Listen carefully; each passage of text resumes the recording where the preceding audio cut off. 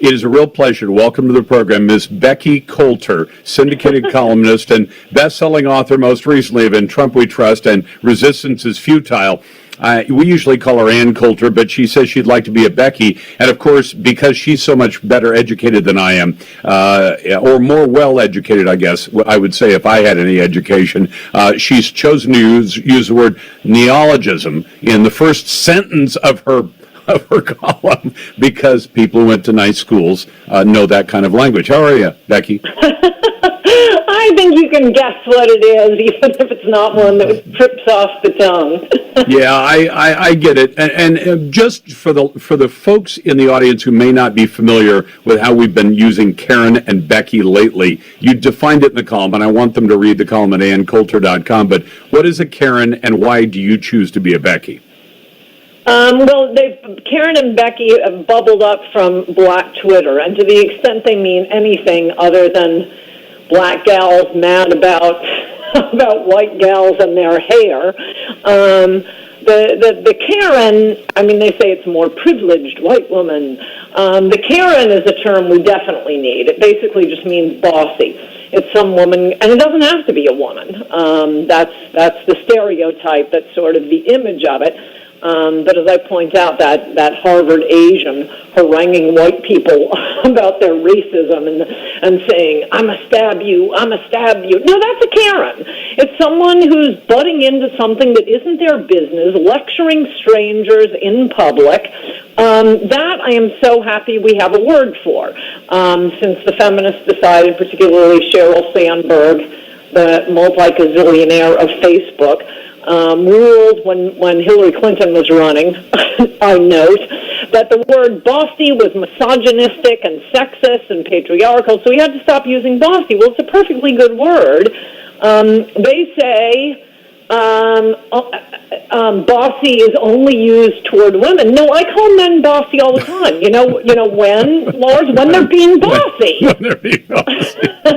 Well, and actually it grows, I mean, if the root word is boss, I mean, I try to treat my employees with great respect. I tell them we're all part of a team, but if I ever come down and say, I want it done this way, and I want it done this way every single time, I would actually agree with them if they called me bossy. I try not to be that way, but it grows out, you're acting as though you are my employer or my boss. Right, okay. right. Makes By the way, sense. it's okay for you, the boss, to be bossy.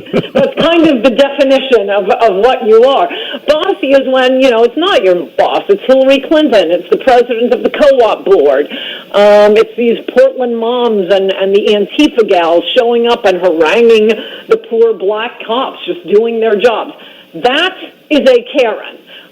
Becky, on the other hand, and there have been various examples, they'll change the name, but the Becky is essentially a white woman who calls the police on a suspicious-looking black man.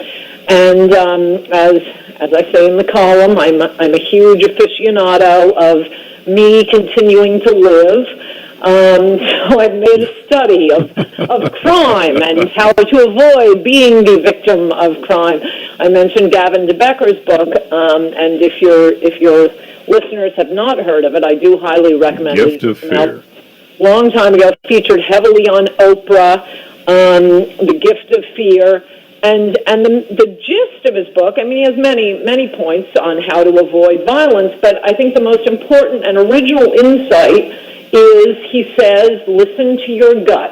When he talks to people who have been victims, women generally, because we are smaller and weaker than men and don't have testosterone to make us aggressive, when he talks to women who have been victims of violence and they'll describe the whole scenario to them, at first they'll say, oh my gosh, it came out of nowhere, I couldn't believe it, I was so surprised. And then he says, I'll wait. And then she'll say, actually, I got a suspicious feeling about that guy the moment I laid eyes on him. And that's basically his point. Trust your gut. Your gut is telling you things that you might not be able to put into words. When you go back and analyze it, you can think to yourself, oh, yeah, he was carrying a crowbar, or, oh, yeah, he's not supposed to be in my building after dark. And my argument on the Becky concept is that it's training women against this good thing, how to avoid becoming a victim of violence. In the one case of when the suspicious male, and basically it's always going to be males, strange males are going to be frightening at some level to all women until we know them or know what they're doing there. There's some level of danger there. But in the case of a black male, in that one case, you're supposed to suppress your feeling of danger or fear, or you don't have to shoot the guy, but you might not want to get on the elevator. You might, if it's in your lobby and you have to cut through. You might want to call the police. So my argument is, you can avoid being a Becky, and you'll be made fun of on Twitter, and there will be videos of you. You'll be humiliated and fired and friendless. Or you can be a Becky. The good thing is you'll still be alive. And by the way, her column cites some truly horrific example where I believe, I don't know that you made precisely this point, but the woman who encounters a guy in the lobby of her condo building, and he's saying, hey, are some of these for sale? And then she goes up to her apartment, and the security guard calls and says, hey, this guy would like to come up and see your apartment. And she decides, I ought to let him come up so that I won't sound like I'm, that I'm being biased or racist or whatever. Well, and he comes up. She turns down the offer from the front desk should a security guard come with him. All of them knew because they had seen him. And she explicitly said, no, I don't want him to think we don't trust him. Now, look, I totally feel sorry for blameless, innocent, law-abiding black men.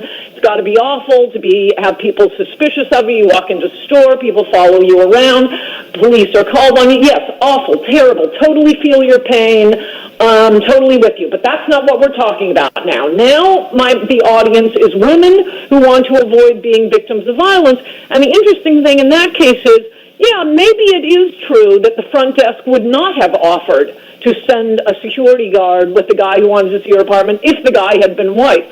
But we can be damn sure she wouldn't have said, no, I want him to think we trust him if he were a white guy.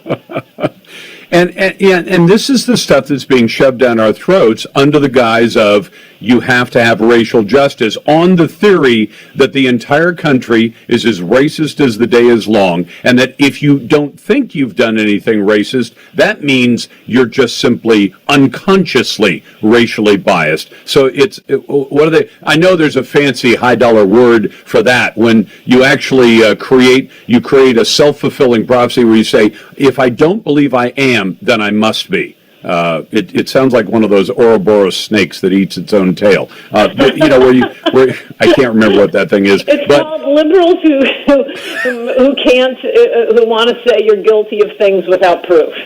And not only that, but the proof that you are guilty of it is when you think you're not. And you say, but there's no evidence I've done any of this. And they say, well, that's the best proof of all that you must be. By the way, I'm glad you're a fan of Gavin DeBecker. I kid you not, and less than 2 weeks ago, I was telling one of my producers, there's this book by Gavin DeBecker. We interviewed him a million years ago, and it has been a while since we talked about his book. And it really was, it had some brilliant insights in it. My favorite one was, don't tell your kids don't talk to strangers. And you say, what are you, crazy? He said, no, if you're a kid at a shopping mall and you get lost, you get separated from mom or dad or grandma or grandpa, he said, pick the person you're going to walk up to. And he said, an older female. And he said, find someone who looks like your mom. Yeah, find someone who looks like your mom. Why? Well, because out of a crowd of 100 people, you might not find a single pedophile or a potential rapist or whatever, but the one least likely to be a rapist is an older female of any color. And walk up to that woman, because if you just wander around looking for mom and dad, or even saying, Mom, Dad, where are you? Any one of those predatory people who might be in the crowd is probably very practiced at spotting the kid who's been separated, and not talking to strangers is not going to benefit you. It's a great column by Ann Coulter. You can read it at AnnCoulter.com, and she's the author of Resistance is Futile. Ann, thanks very much. Good to talk to you, Lars. Bye-bye. Always glad to have Ann on the show. We will make America great again.